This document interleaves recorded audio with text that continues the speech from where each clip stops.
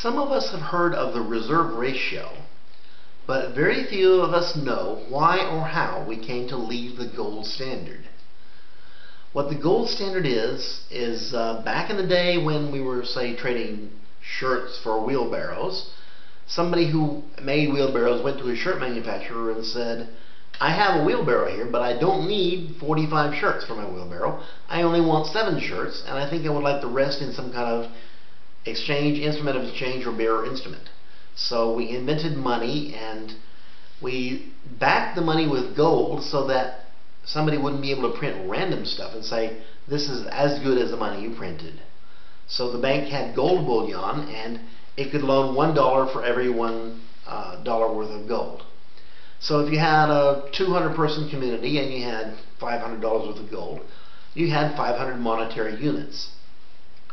Well, adding value is a reason to, say you've worked and ask for a profit. Say you have aluminum bars. Well, you can't cut a tomato with aluminum bars, but if you melt an aluminum bar into an aluminum knife, you can cut tomatoes with an aluminum knife. So you've added value. When you add value, you can charge for it if it costs you a little work or a lot of work. If you do a lot of work and it doesn't add very much value, you can't really ask for a lot of return. Well, you can improve by economy of scale and distribution of labor and comparative advantage.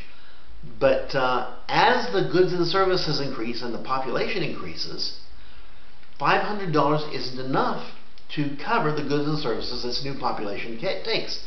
There's now 200 people have now had 75 children, so there's 275 people, and there's a lot of knives and a lot more wheelbarrows, and there's shirts and there's shoes and there's caps and there's sunglasses, and there's not enough money to go around for your $500. So what does the bank do? It says, well, we're going to loan $1.2 for every dollar in bullion we get. And the interest rate is going to control how fast this money supply grows. So that and the interest rates that the Federal Reserve charges to banks when they borrow money is how we came to leave the gold standard. Now, if you've ever heard of cooking extenders, there's a little bit of a catch.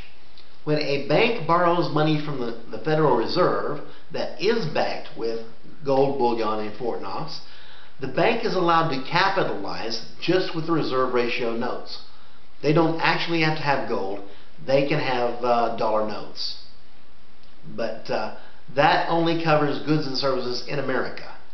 I think if foreign banks came and wanted to loan against the American reserve ratio, they should properly be asked to capitalize with gold bullion.